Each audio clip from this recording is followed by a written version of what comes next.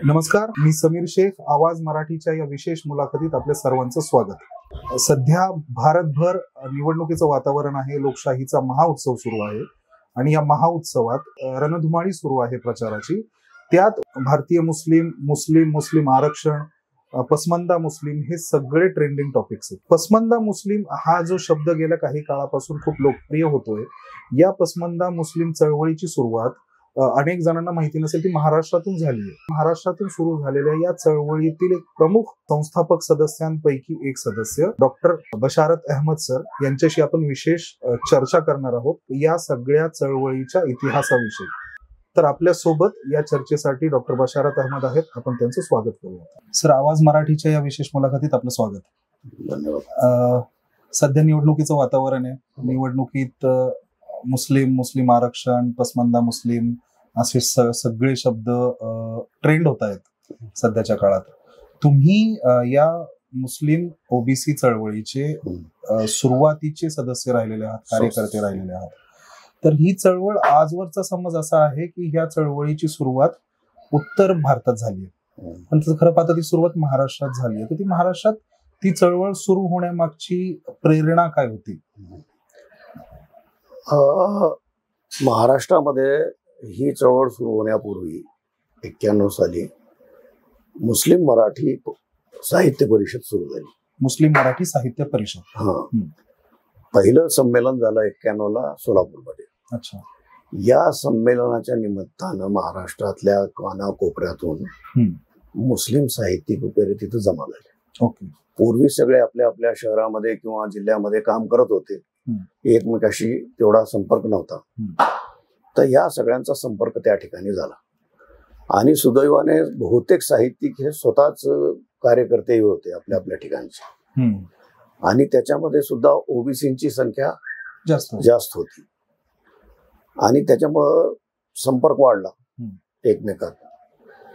आणि 91 साली मंडल आयोग लागू केला. व्ही.पी. सिंगनी मंडल आयोगाच्या शिफारशी स्वीकारल्या. मंडल आयोगाने आपल्या शिफारशी दाखल केल्या होत्या 1980 साली आणि 1980 साली सरकार पडलं मोरारजी देसाईंचं. बरोबर. त्यांनी नियुक्त केलं होतं मंडल आयोग. मग इंदिरा गांधी पंतप्रधान झाल्यानंतर ते भाषणात गुंडाळलं गेलं आणि त्याच्यावर कारवाई झाली. नंतर ज्यावेळेस व्ही.पी. सिंग झाले 89 साली पंतप्रधान, तर त्यांनी ते स्वीकारल्या शिफारशी.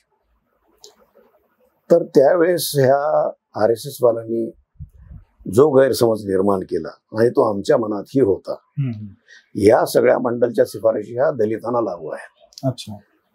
SC ST ना, ओबीसींचा याचा काही संबंध नाही.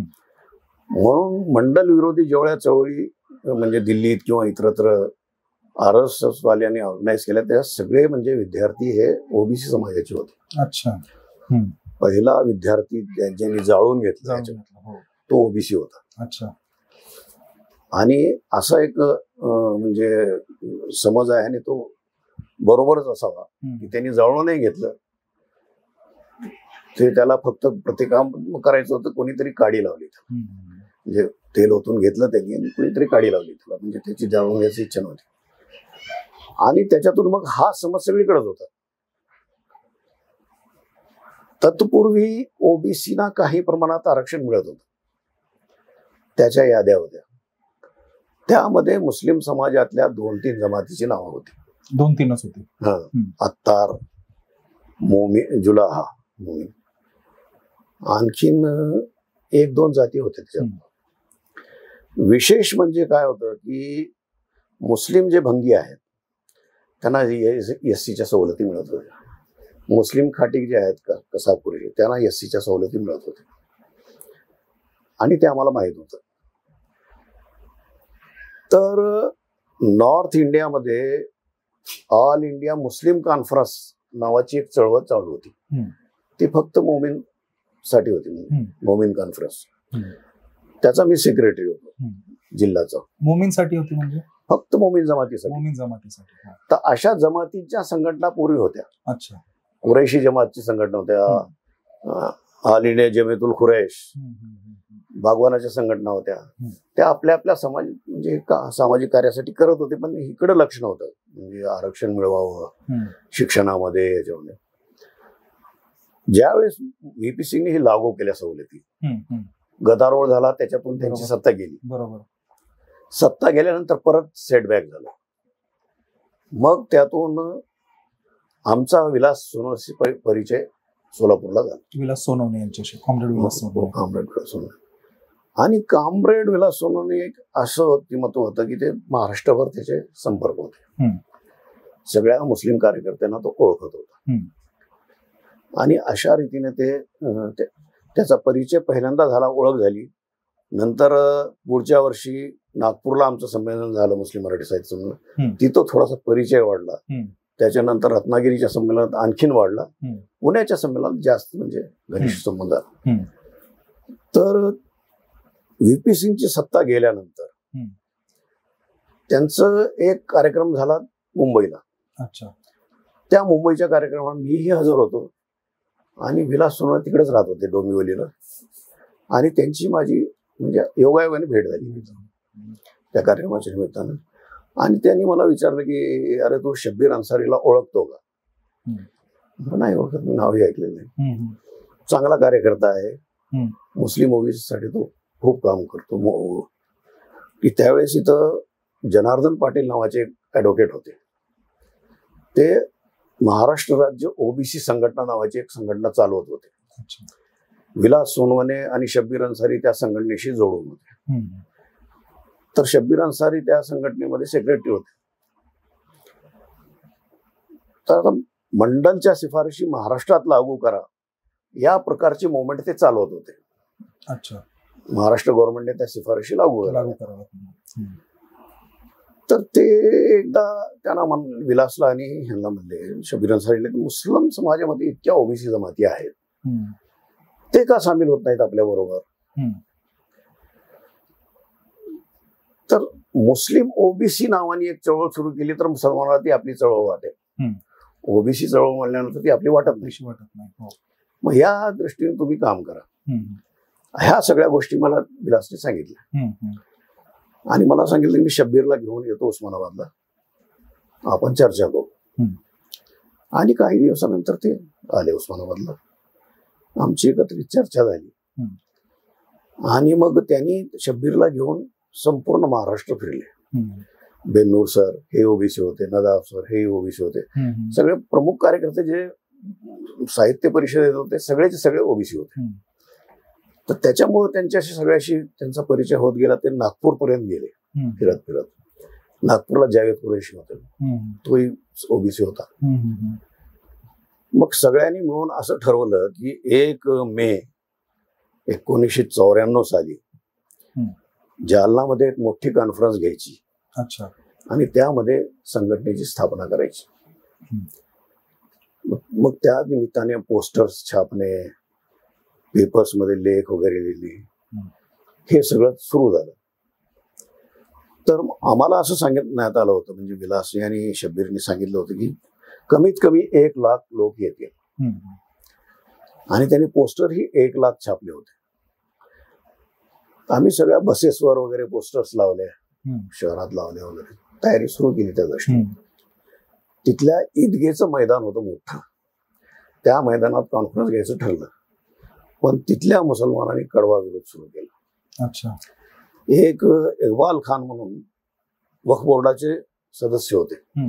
त्यांनी कलेक्टरकडे अर्ज दिला की हे वक्फ बोर्डाची जमीन आहे आणि आम्ही हे वापरायला यांना परवानगी देत नाही आणि त्यांना अडवावं नाही तर गोंधळ होईल. मग आम्ही उस्मानाबादून एक जीप करून, टाटा सुमो, 10 माणसं वेगवेगळ्या जमातीचे, एक कुरेशी, एक बागवान, एक मनियार, असे घेऊन बॅनर वगैरे लावून गेलो. तर त्यांना जो प्रतिसाद अपेक्षित होता तो मिळाला नाही. म्हणजे एकच जीप आमची पूर्ण महाराष्ट्रातून अशी गेली, म्हणजे 10 व्यक्ती होत्या. बाकीचे कार्यकर्ते सुटे सुटे 1-1, 2-2 प्रत्येक जिल्ह्यातून आले आणि सारे मिळून 50-1 लोक जमा झाले फक्त. मग त्यांनी एका शाळेमध्ये आमची राहायची सोय केली आणि ते मिळत नाही मैदान म्हणल्यानंतर ते मैदानाच्या शोधात दिवसभर फिरत राहिले मोटरसायकल घेऊन. कुठंच मैदान मिळू देत नव्हते. आणि जालन्याला जमात इस्लामीचा फार प्रभाव आहे. संपूर्ण मराठवाड्यात सगळ्यात जास्त प्रभाव जालन्याला आहे. जमात इस्लामीने कडवा विरोध केला होता आणि इथपर्यंत विषय गेला की यांच्यावर त्यांच्या कार्यक्रमावर दगडफेक करायची. म्हणून एक भीतीचं वातावरण तणावाचं निर्माण झालं होतं शहरामध्ये. तिथं एक बागवान जमातीचे डॉक्टर आहेत बदरुद्दीन म्हणून, त्यांच्या दवाखान्यासमोर काही थोडीशी मोकळी जागा आहे. त्या जागेत कॉन्फरन्स घ्यायचं ठरलं मग शेवटी. आणि माणसं जास्त जमा झाली नव्हती म्हणून तेवढं मोठं मैदानाची गरजही नव्हती. संध्याकाळी 5 वाजता जनार्दन पाटील एक ट्रॅव्हल बस घेऊन आले मुंबईहून त्यांच्या कार्यकर्त्यासह. ते एक 50 माणसं झाले. त्याच्यामध्ये बाया वगैरे होत्या मोठ्या प्रमाणात. मग आमची थोडीशी संख्या सायझेबल दिसायला लागली आणि शहरातल्या लोकांचा तर विरोध होता. ज्या ठिकाणी आमची कॉन्फरन्स सुरू होणार होती तिथं समोरच मस्जिद होती आणि त्या मस्जिदमधून दगडफेक होणार अशा अफवा होत्या. तर त्या काळामध्ये अब्दुल अजीम नावाचे आमदार होते औरंगाबादला. त्यांना इन्व्हाइट केलेलं होतं. पोस्टरमध्ये नाव होतं. ते आले होते जालन्यात पण ते कॉन्फरन्सच्या ठिकाणी आले नाही. एक फैयाज कुरेशी नावाचे कॉर्पोरेटर होते कुरेशी जमातीचे, तेही आले होते. सिटीजन नावाचं एक हिंदी साप्ताहिक काढत होते पण तेही तिथं आले नाही. खूप घाबरले आणि कुठंतरी दुसऱ्याच्या घरात बसून ते कार्यक्रम ऐकला. तर आमचा कार्यक्रम सुरू झाला त्यावेळेस समोर बसणारे फक्त बाहेरून आलेले आमचे लोकांनी ते जनार्दन पाटला घेऊन, बाकी पुष्कळ संख्येत लोक होते पण लांब लांब बसून हॉटेलात ओट्यावर इकडं तिकडं बसून बसले होते. आणि 3 नावावर तिथं आक्षेप होता. एक होते अजगरेल इंजिनियर, ते सुधारणावादी बोहरा बंडखोर म्हणून त्यांच्या नावाला मुसलमानांचा विरोध होता. दुसरं बेनूर सर होते, फखरुद्दीन बेनूर. ते काही काळ हमीद दलवाई सोबत काम करत होते. त्यांच्या नावाला तो म्हणजे स्टिग्मा लागलेला होता. एक तर दलवाईचा माणूस आहे, तिसरं माझं नाव होतं, हा कादियानी आहे, हा तर मुसलमानच नाही. असे माणसं घेऊन हा शब्बीर चळवळ चालवतोय. शब्बीर राहणारे होते जालनाचे. मग शब्बीरला विरोध करण्यासाठी खूप म्हणजे हे केलं. तर कॉन्फरन्स ज्यावेळेस सुरू झाली तर सगळे हवालदिल होते, दगड येईल काय वगैरे म्हणून. पहिलं भाषण अजगरेल इंजिनियरचं झालं कारण भाषणानंतर ते लगेच मुंबईला जाणार होते विमानाने, त्यांना औरंगाबादला सोडायचं होतं. मग ते अतिशय अभ्यासू व्यक्तिमत्व होतं. त्यांनी कुराणीच्या आयाती वगैरे पढून हदीसचा संदर्भ देऊन वगैरे त्यांनी अतिशय म्हणजे अभ्यासपूर्ण लेक्चर दिला विषयावर. त्याच्यामुळं कुणाचं दगडफेक वगैरे व्हायचं का उद्भवलं नाही. आणि ते लेक्चर नंतर गेले की मी लगेच उठलो आणि माझं भाषणही मी मग कुराणाचा संदर्भ देऊन त्यांच्या पुढं असं देत त्या भाषणाला. आणि त्यामध्ये विशेषतः आम्ही हे सांगितलं की इस्लाममध्ये जातपात नाही, उच्च नीचता नाही, ह्याच्याबद्दल कोणाला शंकाच नाही. आणि हे जी मुवमेंट आहे ही धार्मिक मुवमेंट नाही, ही कॉन्स्टिट्युशनल ज्या सवलती मिळू शकतात मुसलमानांना मागासवर्गीय म्हणून त्या मिळवण्यासाठी चालू झालेली मुवमेंट आहे. दुसरं त्यांचा आक्षेप होता की जातीपातीच्या नावावर हे मुसलमानामध्ये फूट पाडू इच्छित आहे. मी त्याचं उत्तर असं दिलं की जातीपातीच्या नावावर संघटना आधीपासून चालू आहे, त्या सगळ्याला एकत्रित करून मी एक संघटना करतोय. म्हणजे आम्ही फूट पाडत नसून त्यांना एकत्रीकरण करत आहोत. आणि माझंही भाषण झालं 15-20 मिनिटाचं, तेही म्हणजे निवांत झालं, गोंधळ झाला.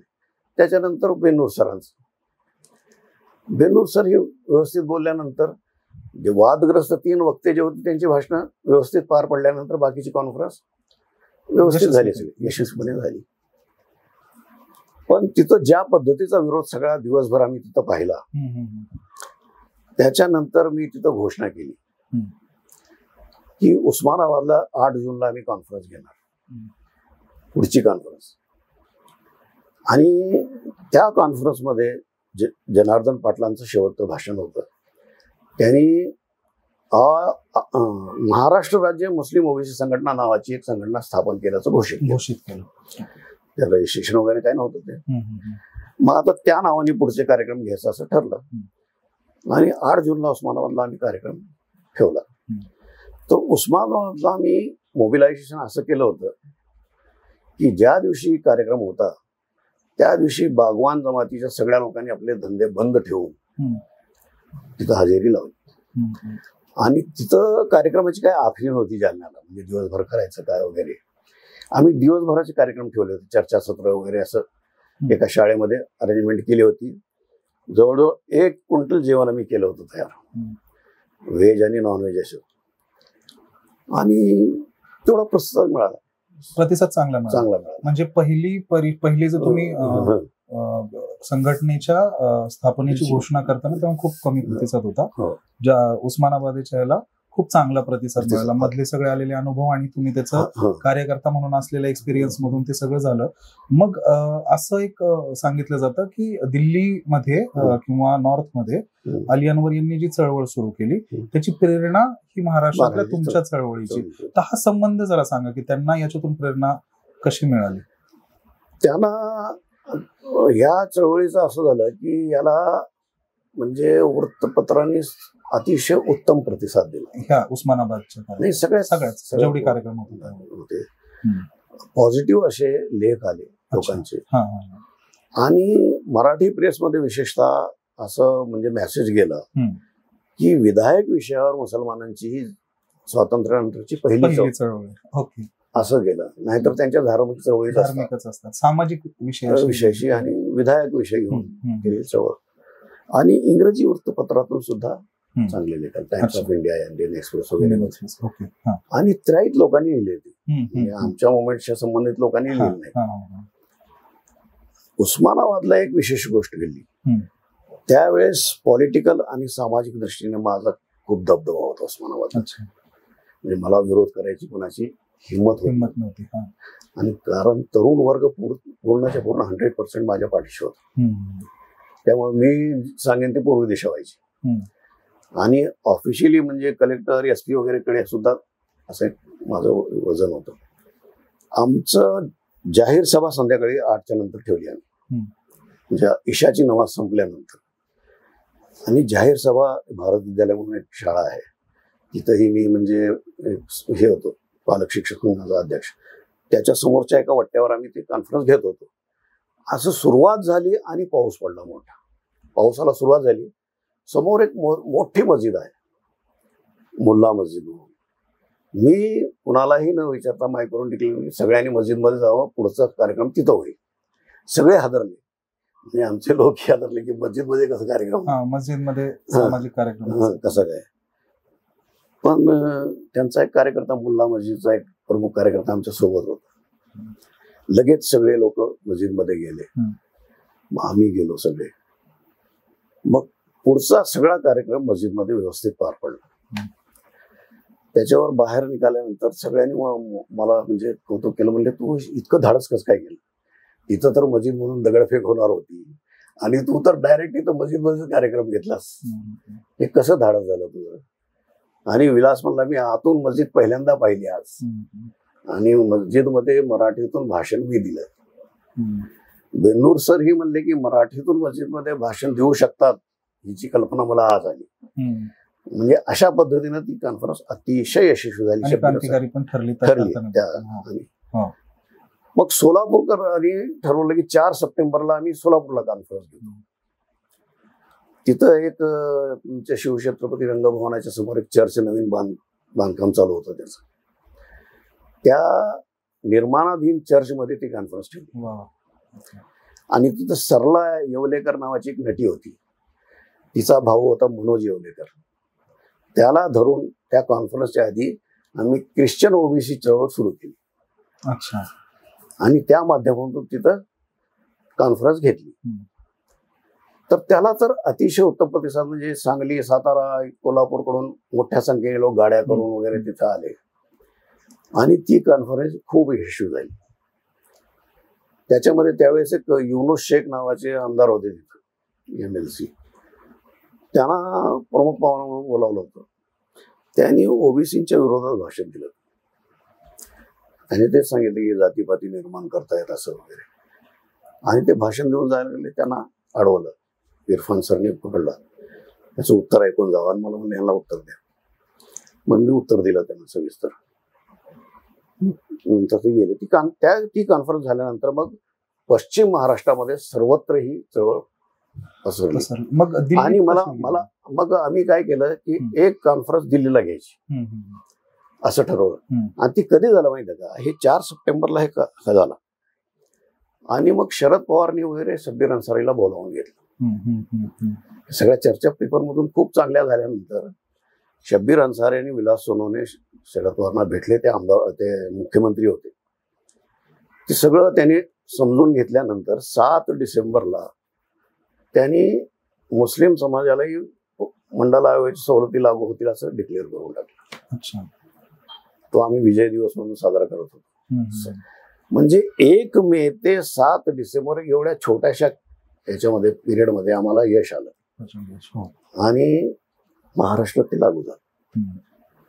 आता लागू झाल्यानंतर काय झालं की यांचं सरकार पडलं. जानेवारीमध्ये युतीचं सरकार आलं आणि गोपीनाथ मुंडे संपर्कात होते. ते उपमुख्यमंत्री झाले. तर त्यांनी त्या मुवमेंटला उचलून धरलं आणि जेवढे चांगले GR मुस्लिम ओबीसीच्या संदर्भातले ते सगळे निघाले ते युती सरकारमध्ये. ज्या जातींचा समावेश नव्हता त्या जाती किंवा एकाच जातीला वेगवेगळी नाव आहेत. जसं आता मोमीन, जुलाहा, अन्सारी किंवा खसा, कुरेशी, घाटी. तर अशा जातींना अडचण येत होती. तिथं जर लिस्टमध्ये जर कुरेशी आहे तर मग कुरेशीलाच मिळायचं. मग असे GR निघाले की सगळे नावं टाकून हे तत्सम जाती म्हणून ह्या त्या सगळ्या सवलती मिळाल्या. ते असे सगळे म्हणजे GR निघाले. फक्त युती सरकारमध्ये जे जे आम्हाला जे आवडले नाही असे 2 GR जे निघाले की तहसीलदारला अधिकार होता म्हणजे हे द्यायचं, सर्टिफिकेट द्यायचं, सक्षम अधिकारी तो होता.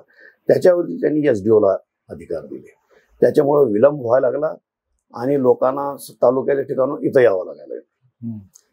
दुसरा त्यांनी GR काढला की त्याचं म्हणजे व्हेरिफिकेशन समाज कल्याण खात्याकडून करावं. आमचं भांडण असं होतं की डिप्टी कलेक्टरच्या दर्जाचा माणूस सर्टिफिकेट देतोय आणि समाज कल्याण अधिकारी त्याच्यावर सबऑर्डिनेट असल्यासारखा असतो, तो कसं काय व्हेरिफिकेशन करेल? ठीक, जाऊ द्या. पण मला असं वाटतंय की नॉर्थमध्ये ही मुवमेंट पोहोचली.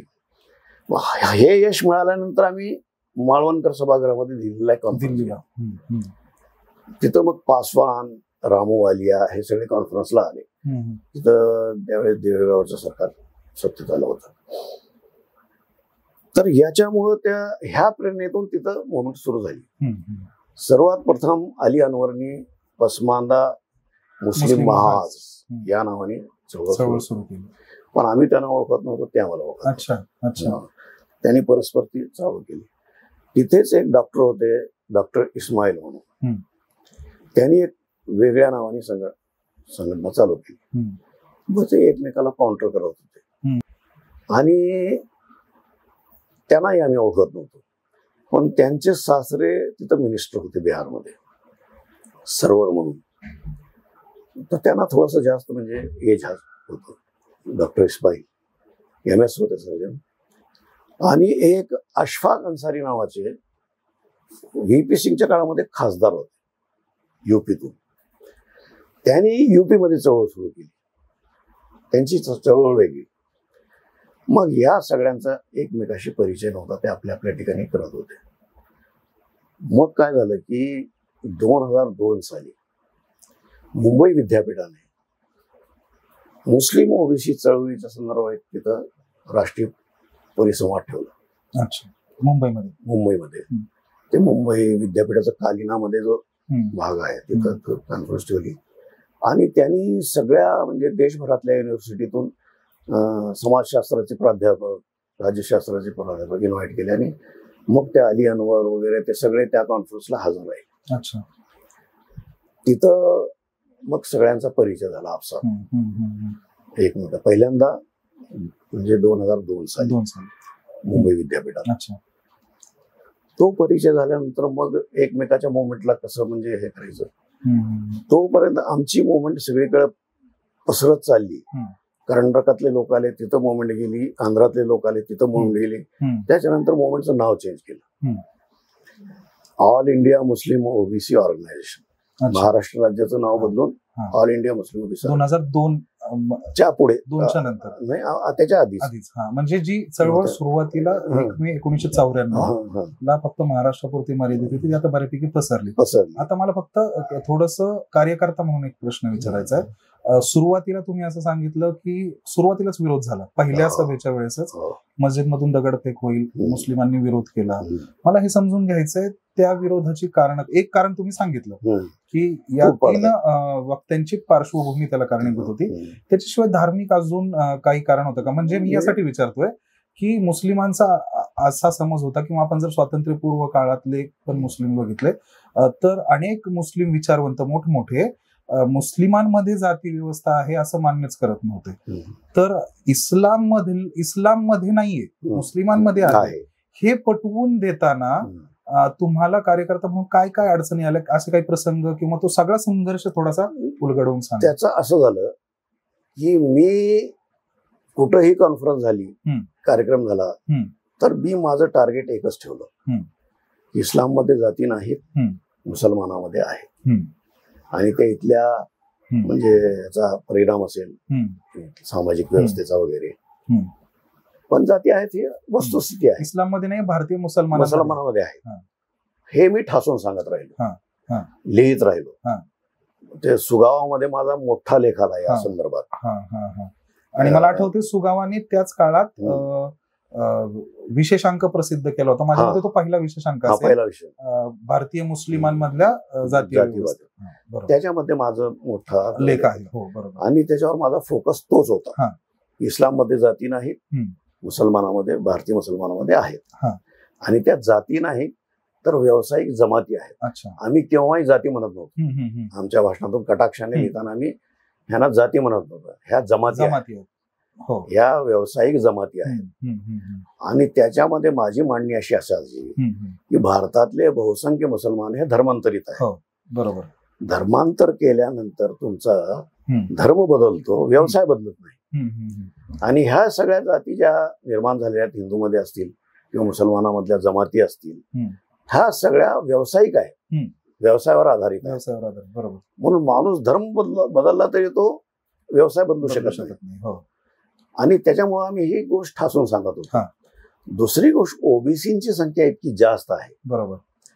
85 ते 90% लोक ओबीसी मुसलमान. बरोबर. मग ह्यांचा विरोध जे विरोधक होते, ज्यांना साधारणपणे अशरफ आपण म्हणतो, म्हणजे उच्च वर्गीय म्हणूयात, तर त्यांना ते परवडणार नव्हतं. बरोबर. जमात इस्लामीचा दावत म्हणून एक हे का 3 दिवसाला निघणारा त्याला सेरोजा म्हणतात, त्याच्यामध्ये त्यांनी त्याच्या विरोधात लेख उर्दूतलं लेख लिहिले. रेडियन्स नावाचं त्यांचं साप्ताहिक, इंग्रजी मधलं मुखपत्र, त्याच्यामध्ये विरोधात लेख लिहिले. आणि एक साप्ताहिक अहले हदीस म्हणून निघत होतं, अहले हदीस जमातीचं, त्यांनी त्याच्या विरोधात लेख लिहिले. परंतु महाराष्ट्र शासनाने ज्यावेळेस मंजुरी दिली त्यावेळेस त्याचा दृश्य परिणाम असा झाला की शेकडोच्या संख्येने मुसलमान विद्यार्थ्यांना प्रोफेशनल कॉलेजेसमध्ये हे मिळालं, आरक्षणामुळे फायदा मिळाला, ऍडमिशन मिळाली. एकट्या पुणे विभागातून 500 मुलं जी आहेत ते MBBS ला आली. पुणे विभागातून 500 मुस्लिम मुलं. अच्छा. फक्त या तुमच्या चळवळीनंतर जो काही महाराष्ट्रात लागू होणार आहे अशी घोषणा केली मंडल कमिशन, त्याचा दृश्य परिणाम असा दिसला की 500, आणि सरकारने लागू केलं. लागू केल्यानंतर इंजिनिअरिंगला तेवढा त्यावेळेस वाव नव्हता, पण MBBSचं क्रेज खूप होतं. आणि एकट्या पुणे विभागात 500 मुलं लागली. शोधून मुस्लिम डॉक्टर कुठं सापडत नव्हता. आणि पुढच्या 5 वर्षामध्ये खेपच्या खेप यायला लागली. मग त्यात एक झालं की मुख्तार अहमद नदवी हे अन्सारी जमातीचे होते आणि ऑल इंडिया अहले हदीसचे ते अमीर जमात होते. अच्छा, अमीर जमात म्हणजे प्रमुख. आणि ते मुंबईला राहत होते. त्यांचा मुलगा 12वी पास झाला आणि त्याला काही मार्क कमी पडले आणि ओबीसी सर्टिफिकेट मिळालं तर त्याला ऍडमिशन मिळू शकत होती MBBS ला. आणि त्यांनी तर विरोधात लेख लिहिलेले होते. स्वतः ओबीसी असताना त्यांनी विरोधात लेख लिहिले होते. तर त्यांनी संपर्क केला शब्बीर अन्सारीशी फोनवर. म्हणलं माझं चुकलं, म्हणजे माझ्या मुलाला असं अडचण आहे, तर तुम्ही सर्टिफिकेट मिळवून देता का? त्यांच्या मुलाच्या ऍडमिशन मध्ये MBBSच्या अडचण निर्माण झाली आणि त्याच्याकडे जर ओबीसी सर्टिफिकेट असतं तर त्याला ऍडमिशन सहज मिळू शकलं असतं. मग त्यांनी शब्बीर अन्सारीशी संपर्क साधून रिक्वेस्ट केली की मला माझ्या मुलाला सर्टिफिकेट द्या आणि मी आतापर्यंत चुकलो विरोध करून आणि मी तुमच्या समर्थनात लेख लिहितो. संपादकच होते त्या पत्राचे. मग त्यांच्या मुलाला ऍडमिशन मिळाली आणि त्यांनी समर्थनात लेख लिहायला सुरुवात केली. आणि त्याच्यानंतर जमाते इस्लामी वाल्यांनीही समर्थनात लेख लिहायला सुरुवात केली. त्यांनी विलास सोनवणेला बोलावून घेतलं त्यांच्या हेडक्वार्टरला दिल्लीच्या. त्यांचा आक्षेप असा होता की तुम्ही शब्बीर अन्सारी एवढा का मोठा करताय, तो एक साधा टेलर आहे आमच्या जालन्यातला, त्याला का मोठा करताय, असा आक्षेप होता. ठीक आहे, मीही गेलो त्यांच्या मर्कजमध्ये दिल्लीला. त्याच्यानंतर जे मुंबईला जी कॉन्फरन्स झाली त्यानंतर शब्बीर अन्सारीला थोडासा इगोचा प्रॉब्लेम झाला आणि मग एकेकाला त्यांनी छाटणी करायला सुरुवात केली. दिलीप कुमार आले मुवमेंटमध्ये, त्याच्या आधी हसन कमाल मुवमेंटमध्ये आले. हसन कमाल तर म्हणजे सामान्य कार्यकर्त्यासारखं फिरत होते आमच्यासोबत. दिलीप कुमार खास कार्यक्रमामध्ये येत होते. ते लखनौच्या रॅलीमध्ये ते पायी चालले 2-3 किलोमीटर. अशा पद्धतीनं मुवमेंटला गेटअप आला. म्हणजे इलिट वर्गामधून सुद्धा त्याला प्रतिसाद मिळतोय. आणि मी जसं सुरुवातीला सांगितलं की प्रिंट माध्यमाने अतिशय पॉझिटिव्ह असं रिस्पॉन्स दिला. सुरुवातीपासून या मुवमेंटच्या बाजूने अतिशय म्हणजे सकारात्मक लेख आले आणि मुसलमानांच्या ह्या मुवमेंटला हिंदू वर्गाकडून किंवा माध्यमांकडून अजिबात विरोध झाला नाही. आणि दुसरा एक दृष्टिकोन जे विलासने सांगितलं, डोंबिवलीला त्याला जो अनुभव आला, त्याने सांगितलं की आम्ही RSS वाल्यांनी कितीही प्रयत्न केला तर मुसलमान जे एक संघ आहेत त्यांच्यामध्ये आम्ही फूट पाडू शकलो नसतो, पण तुम्ही चांगली फूट पाडली या आरक्षणाने. म्हणजे RSS वाल्यांनाही नाराजी नव्हती मुसलमानांमध्ये फूट पडते म्हणून, पण एकूण असं झालं की मुसलमान एक संघ झाले. त्याचे आणखीन काही जे बेनिफिट आम्हाला झाले, आम्ही सारखं सांगत होतो आमच्या ह्याच्यामध्ये की इस्लाममध्ये भेदाभेद नाही, कोणी उच्च नाही कोणी नीच नाही, हे व्यावसायिक जमाती आहेत. मग पश्चिम महाराष्ट्रातल्या 4-5 व्यावसायिक जमातींनी एकत्रित कॉन्फरन्स घेतली. तिथले अत्तार, पटवेगर, मनियार आणि सिकलगर अशा लोकांनी एकत्रित कॉन्फरन्स घेतली आणि त्याच्यामुळे ठराव पास केला की पूर्वी जातीतच लग्न व्हायचे, म्हणजे बेटी व्यवहार होत नव्हते. अत्ताराची मुलगी तांबोळी करत नव्हता ते. आता हे करायचं नाही, ह्या सगळ्या जाती आपसात बेटी व्यवहार करतील असा त्यांनी निर्णय घेतला. ते असे सगळे सकारात्मक परिणाम दिसत राहिले आणि त्याच्या मोठं मुवमेंट फैलावली. आणि मग शब्बीर अन्सारीचा इगो आढावा आला. त्यांनी जागोजागी स्वतःचे म्हणजे सत्कार ठेवायला सुरुवात केली. जालन्याला दिलीप कुमारच्या हस्ते त्यांचा सत्कार ठेवला आणि जो इक्बाल पठाण जो होता वक्फ बोर्डाचा सदस्य ज्यांनी विरोध केला होता ईदगाह मैदान, आणि तो संयोजक होता त्या सभेचा. म्हणजे पूर्ण चक्र पूर्ण झालं, वर्तुळ पूर्ण झालं. मग त्यांनी काय केलं, तिथून विलास सोनवणेला अवॉइड करायला सुरुवात केली. त्याच्या आधी तुम्हाला एक गोष्ट सांगायची की ज्यावेळेस मुवमेंट सुरू झाली तर मुंबईचे काही बिल्डर्स आहेत ओबीसी, त्यांनी सांगितलं होतं की मुसलमानाला असं आरक्षण वगैरे काही मिळत नसतं, तुमची हे मुवमेंट काय हे नाही, तुम्ही मिळवून दाखवा, आम्ही तुम्हाला नवी कोरी गाडी देतो. तोपर्यंत विलास आणि शब्बीर अन्सारी बसमधून प्रवास करत होते. 7 डिसेंबरला ज्या दिवशी डिक्लेअर झालं त्याच्या दुसऱ्या दिवशी त्यांनी गाडीची चावी दिली शब्बीर अन्सारीला. एक प्रश्न मला असा विचारावासा वाटतो, तुम्ही म्हणालात इंटरव्ह्यूच्या सुरुवातीलाच की मुस्लिमांमध्ये 80% पेक्षा जास्त मुस्लिम हे तर हे नक्की गणित काय आहे किंवा हे सामाजिक नक्की वर्गीकरण मुस्लिमांमधलं? कारण तुम्ही अजून एक गोष्ट म्हणालात की मुस्लिम मोनोलिथिक आहेत, असा मुस्लिमांसकट सर्वांचाच एक गैरसमज. तर तो कसा नाहीये, म्हणजे काय नक्की मुस्लिमांमधली, महाराष्ट्रातली किंवा भारतातली मुस्लिमांमधली जी परिस्थिती आहे महाराष्ट्रातली, त्याच्यामध्ये मुस्लिमांमध्ये बेटी व्यवहार होत नव्हता. म्हणजे ज्या वेगवेगळ्या व्यावसायिक जमाती आहेत त्या आपसातच बेटी व्यवहार करायचे. एका जमातीची मुलगी दुसरीकडे जात नव्हती. अपवाद म्हणजे लव्ह मॅरेज वगैरे असे काही असतील तर, पण ते जर एखाद्याने जमाती बाहेर विवाह करून दिला तर त्याला बहिष्कृत करायची प्रथा होती. ती या मोमेंटमुळे थोडी थोडी कमी होत गेली. दुसरी गोष्ट अशी आहे की जसं मी सुरुवातीला म्हणालो की बहुतांश मुसलमान भारतातले हे धर्मांतरित आहेत आणि त्यांची ते आपल्या व्यवसायासकट आलेले असल्यामुळे त्यांच्या जमाती झालेल्या आहेत आणि ह्यांची संख्या बहुसंख्य आहे, 85% पेक्षाही जास्त आहे. आणि जे अशरफ मुसलमान स्वतःला समजतात ते सय्यद म्हणून आपला कनेक्शन अरबांशी जोडतात. पठाण जे आहेत ते अफगाणिस्तानातून आलेले आहेत, मुघल आहेत ते तुर्किस्तान वगैरे कडून आलेले आहेत. ह्या 4 जमाती स्वतःला श्रेष्ठ समजतात, सय्यद, शेख, पठाण आणि मुघल. तर त्याच्या विरोधात सुद्धा मी बोलायला सुरुवात केली की सय्यद तर करबलामध्ये जवळपास सगळे मारले गेले. एकच मुलगा इमाम हुसेनचा जिवंत होता. इतक्या मोठ्या संख्येने सय्यद कसे काय येऊ शकतात भारतात? म्हणजे पैगंबराच्या कुटुंबातली व्यक्ती. आणि तिथं अरबामध्ये सय्यद म्हणायची जी पद्धत आहे ते मिस्टर अशा पद्धतीने. अरबी न्यूज तुम्ही आजही ऐकलात तर सय्यद मोदी म्हणतात, ते सय्यद अमित शाह म्हणतात. त्या काळामध्ये सय्यदा इंदिरा गांधी म्हणायचे. गांधीच्या तिथे वेगळा शब्द ग त्यांच्याकडे नाही. तर आम्ही हे सगळं ऐकत होतो.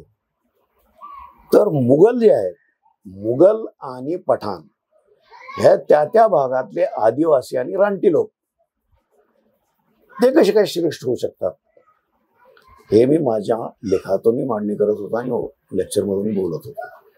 हे तर एकदम म्हणजे आदिवासीच आहेत हे. त्या ठिकाणी त्यांची आज ही कंडिशन आदिवासी सारखी आहे. म्हणजे आता महाराष्ट्रात जे शेख, पठाण वगैरे स्वतःला म्हणवतात ते पण बहुतांश ते आदिवासी पैकी आहेत आणि ते स्वतःला जे श्रेष्ठ समजतात तर ते चुकीचं आहे. फक्त श्रेष्ठत्व त्यांना अशामुळे मिळाले की सत्ताधारी झाले. त्यांच्या सत्तेमुळे त्यांना श्रेष्ठ समजलं गेलं. अदरवाईज ते श्रेष्ठ नव्हतेच. ते अशी सगळी आमची मांडणी होती. तर याच्यातून काय झालं की मुंबईच्या कॉन्फरन्स नंतर त्याला एक दर्जा मिळालाय एलिट वर्गात. आणि बाकीच्या राज्यातून जे आले होते त्यांच्याकडे ओबीसी वगैरे कन्सेप्ट नव्हतं. ते समजून घ्यायला लागले हे काय आहे. आमच्याकडे तर कोणाला ओबीसी म्हणत नाही. म्हणजे केरळ आहे, केरळमध्ये ओबीसी वगैरे हा प्रकार नाही. तिथं थंगल आणि मोपला 2 प्रकार आहेत. मोपला जे आहेत त्यांनी जिथं इथल्या स्त्रियांशी विवाह केले ते मोपला आहेत. थंगल जे आहेत ते अरबस्थानातून आले थंगल आहे, पण त्यांच्यामध्ये उच्चनीची भावना नाही. तसेच तामिळनाडूमध्ये म्हैसूरी पठाण आणि राथर जे आहे ते ओरिजिनल तमिळ आहेत आणि म्हैसूरी पठाण हे कर्नाटकातून गेलेले पठाण आहेत. त्यांच्यामध्ये उच्च निस्तीची भावना नाही. बेंगालमध्ये खास मुसलमान, आम मुसलमान असा भेद आहे. तर त्याच्यामध्ये कुणी म्हणजे एकमेकाला म्हणजे कमी जास्त लेखत नाही. यूपी, बिहार इथं मध्ये इतकी कट्टरता आहे की तिथं मुस्लिम जमातीमध्ये अस्पृश्यता सुद्धा आहे. मोमिनजुलाला अस्पृश्य समजतात, धोब्याला अस्पृश्य समजतात. बाकी तिथं आपला एक माझी म्हणून झाला होता मुख्यमंत्री मुसार, ते मुसार मुसलमानी आहेत तिथं, म्हणजे उंदीर खाणारे. तर ह्यांना मस्जिदमध्ये सुद्धा वेगळ्या सफमध्ये उभा करतात. म्हणजे एक सफमध्ये उभा करत नाही. तर म्हणजे त्यांच्या जेवणाला बसत नाहीत सोबत, त्यांच्या लग्नाला जात नाही, असे भेद आहेत. ते अली अनवरनी दलित मुस्लिम म्हणून एक पुस्तक लिहिलेलं आहे. बरोबर. त्याच्यामध्ये हे सगळं त्यांनी स्पष्ट केलेलं आहे. त्यांच्या मशिदी अलग आहेत, सगळं वेगवेगळं आहे. मग मग हे भारतातलं पण चित्र आहे, महाराष्ट्रातलं पण चित्र आहे. त्यामुळेच कदाचित या चळवळीला, जी आधी महाराष्ट्रापुरती मर्यादित होती, मग तुम्ही म्हणाल ती नाव बदलून भारतीय अखिल भारतीय केली मुस्लिम ओबीसी चळवळ. मग ही चळवळीला जो एवढा पाठिंबा मिळत होता, एवढं सगळं सकारात्मक फार छोट्या कालावधीमध्ये फार काही अचीव केलं होतं, मग ही चळवळ हळूहळू संपुष्टात कशी आली त्याच्याविषयी थोडक्यात. ज्यावेळेस राष्ट्रवादी काँग्रेस स्थापना झाली, शब्बीर अन्सारीने निर्णय घेतला की या निवडणूक लढवायची मुस्लिम ओबीसी म्हणून. मी म्हणलं तुम्ही असं स्वतंत्र निर्णय कसं काय घेता, कुणालाही न विचारता. आणि आपल्या मुवमेंटमध्ये सगळ्या राजकीय म्हणजे विचारसरणीचे लोक आहेत, काँग्रेसचेही लोक आहेत, शिवसेनेतलेही लोक आहेत, सगळ्या मुवमेंटमधले लोक आहेत. तर हा निर्णय आपल्याला ठीक राहणार नाही. मग त्यांनी स्पष्ट सांगितलं, ज्यांना सोबत यायचं त्यांनी सोबत यावं, ज्यांना न यायचं ते सोडून द्यावं. मग त्यांच्या या वक्तव्यामुळे सोलापूरचे बहुतेक लोक कटले त्यांच्यापासून. मी राहिलो त्यांच्यासोबत. सुरुवातीला यांनी काय केलं की शरद पवारनी त्यांना उचलून धरलं. नवीन त्याची पार्टी निघालेली होती, राष्ट्रवादी काँग्रेस. यांनी म्हणले 5 जागा आम्हाला द्या महाराष्ट्रात. ते म्हणले जागा वगैरे नंतर ठरवू, तुम्ही डिक्लेअर करा की आम्ही सोबत आहोत. आणि ह्यांनी काय केलं, आठवलेला सोबत घेतलं की आपण दोघं मिळून मागणी करू, दलितांना किती, मुस्लिम ओबीसीला किती आहे. तर खासदाराच्या 5 जागा मागायच्या आणि आमदाराच्या 25 जागा मागायच्या, असं काहीतरी झालं. पण ते त्यांचं बिनसलं. बिनसल्यानंतर सुरेश कलमाडी शब्बीर अन्सारीला घेऊन सोनिया गांधीकडे गेले. त्यांनी 5 आमदारकीच्या जागा मान्य केल्या आणि 5 जागा दिल्यानंतर त्याच्यातली 1 मुंबईची जागा परत त्यांनी मागून घेतली आणि 3च जागा, एक मिरज, एक भिवंडी आणि परभणी. आणि शेवटी त्यांनी असा खेळ केला की आमच्याच चिन्हावर लढवायची निवडणूक. मग त्या तिघांनी निवडणूक लढवली. एक मिरजेचा माणूस निवडून आला, भिवंडीचा माणूस निवडून आला. पण ते दोघं मिळून जे निवडून आले, ते दोघांचाही संबंध ओबीसी चळवळीशी नव्हता. ते मुस्लिम ओबीसी चळवळ काय हेच माहीत नव्हतं त्यांना. त्यांचा मोठा सत्कार सोलापूरला ठेवला. तर ते मला रेस्ट हाऊसमध्ये विचारायला की काय प्रकार आहे, आम्हाला काय माहितीच नाही. असे लोक निवडून आले आणि पुढच्या निवडणुकीपर्यंत ते काँग्रेसमध्ये विलीन झाले. आणि मग यांच्या लक्षात आलं शब्बीर अन्सारीच्या की आपलं काहीतरी चुकलं आहे. मग परत ते शरद पवारकडे गेले आणि सोलापूरमध्ये शरद पवारच्या एका सभेमध्ये ते रडले, माझं चुकलं, असं झालं तसं झालं. आणि त्याच्यामुळे सोलापूरचे बहुतेक कार्यकर्ते त्यांना सोडून वेगळे झाले.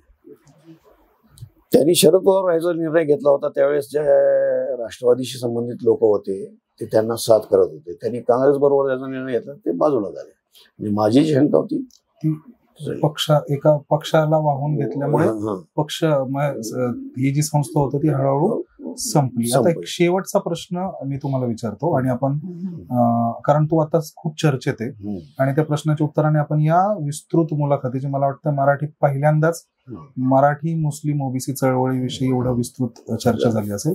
आता प्रश्न आजच्या, कारण निवडणुकीचं वातावरण आहे, मी सुरुवात जशी केली इंटरव्ह्यूची त्याच्यात मी असं म्हणालो की मुस्लिम आरक्षण आणि मुस्लिमांमधल्या जाती व्यवस्था याच्यावर चर्चा होतीये. तर मुस्लिमांना, तुम्ही ह्या चळवळीचे सुरुवातीपासूनचे कार्यकर्ते, विचारवंत, अभ्यासक आहात, मुस्लिमांना सरसकट आरक्षण देणं हे, याच्याविषयी तुमचं काय मत आहे? संविधानिक दृष्टीने, सामाजिक दृष्टीने हे थोडंसं सांगा. एक तर धार्मिक आधारावर आरक्षण देण्याची तरतूद नाही संविधानामध्ये, नाही, आणि ते मागणं योग्यही नाही. म्हणून आमचा सुरुवातीपासून असा विरोध होता की मंडलनी ज्या शिफारशी लागू केलेल्या आहेत, आणि मंडलनी सुद्धा जाती म्हटलेली नाही, त्यांनी क्लास म्हटलेला आहे, अदर बॅकवर्ड क्लासेस. अगदी बरोबर. आणि मराठीमध्ये सुद्धा इतर मागासवर्गीय जमाती असा शब्दप्रयोग आहे ऑफिशियली. त्याच्यामुळे आमचं मागणं असं होतं की ज्यांना मिळू शकते सहज आणि ते संवैधानिक आहे त्याचाच आग्रह धरावा आपण. आणि 27% आरक्षण ओबीसीला होतं, मग 27%चा भाग झालो आपण तर आपल्याला जास्त बेनिफिट होईल. काही 4%, 5% मुस्लिम म्हणून मिळालं तर ते लिमिटेड होऊन जाईल. बरोबर. आणि ते मिळणारही नाही, आणि त्या टिकणारही नाही. हक्काचं पण आहे आपण आणि कायदेशीर दृष्टीने तो कोर्टात टिकणार नाही. म्हणून आम्ही सुरुवातीपासून त्याला विरोध करत राहिलो. सय्यद शहाबुद्दीनला समजावून सांगितलं, पण ते ऐकायच्या मनस्थितीत नव्हते. सय्यद शहाबुद्दीन म्हणजे एकेकाळी मुस्लिमांचं नेतृत्व करायची, म्हणजे भाषा त्यावेळेस ते म्हणजे त्यावेळेस पर्सनल चेअरमन चेअरमन होते. पण त्यावेळेस सुद्धा ते खासदार होते. त्यावेळेस खासदार होते. आणि त्यांना समजावून सांगायचा प्रयत्न केला, पण ते काय ऐकलं नाही. पण त्यानंतर त्यांचं लगेच निधन झालं, तो विषय संपला. मग मी जसं मगाशी सांगितलं की पाशा पटेलनी मुस्लिम आरक्षणासाठी मुवमेंट सुरू केली महाराष्ट्रामध्ये, आणि सगळे मौलाना वगैरे त्याच्या स्टेजवर नादी लागले. आम्ही समजावून सांगत होतो की घातक आहे, घातक आहे, पण आमचं ऐकायच्या कोणाला तयारी नव्हती. दुसरी गोष्ट, माझ्या बाबतीत जसं मुस्लिम मराठी चळवळीत झालं पुण्याला, तोच प्रकार या मुवमेंटमध्ये सुद्धा झाला. चळवळीचं जे काही पायोनियरिंग ज्याला म्हणतो ते करणारं हे होतं महत्वाचं. आणि आम्ही म्हणजे ज्या जिल्ह्यात काम करत होतो, आमचं महत्व खूप वाढलं. अगदी बरोबर. आणि याच्यातून काही लोकांनी मग भ्रष्टाचार सुरू केला. उस्मानाबादला तो आम्ही दिलं नाही. मग ते कोणालाही सर्टिफिकेट द्यायचे, जे जातीचे नाहीत त्यांनाही द्यायचे, आणि पैसे घ्यायचे त्यांच्याकडून, कमाई सुरू केली. आम्ही कटाक्षाने ते टाळलं. आमची खात्री झाल्याशिवाय कोणालाही आम्ही सर्टिफाय करत नव्हतो उस्मानाबादला. पण ही संघटना झाली इक्बाल अन्सारीची. परत शौकत तांबोळी म्हणून ते तांबोळे टूर्स अँड ट्रॅव्हल्स वाल्यांनी एक दुसरी संघटना काढली, एबीसी, मुस्लिम ऑल इंडिया मुस्लिम एबीसी चळवळ. एबीसी म्हणजे all backward classes. All backward क्लासमध्ये SC ST मुस्लिम सुद्धा त्यांनी गृहीत धरले. या लोकांनी सरकारमध्ये म्हणजे तक्रार केली की एका व्यक्तीच्या नावाने तुम्ही कसे काय GR काढू शकता. मग तो GR वापस झाला, मागे घेण्यात आला. हे असं सगळं चित्र आहे. मला वाटतं एकूण हा सगळा जो इतिहास होता, डॉक्टर बशारत अहमद सर, तुम्ही आवाज मराठीच्या या विशेष मुलाखतीसाठी वेळ दिला. इतक्या विस्तृतपणे हा सगळा मुस्लिम OBC चळवळीचा महाराष्ट्रातला जो पट आहे तो उलगडून दाखवला. त्यासाठी तुमचे खूप खूप आभार आणि धन्यवाद.